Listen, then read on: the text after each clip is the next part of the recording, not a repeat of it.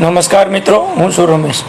આજે આપણે વિડીયોની અંદર જોઈ રહ્યા છીએ કે ખૂબ ઉંમરલાયક માજી એક અડદની દાળ બનાવી રહ્યા છે. મિત્રો, આપણે જોયું છે માર્કેટની અંદર આપણે અડદ ખરીદતા હોય તો અડદની દાળ બનાવતા હોય તો મોટાભાગની જે આધુનિક મશીનરીઓ દ્વારા આને પોલિશ કરેલી ખાતા હોઈએ છીએ.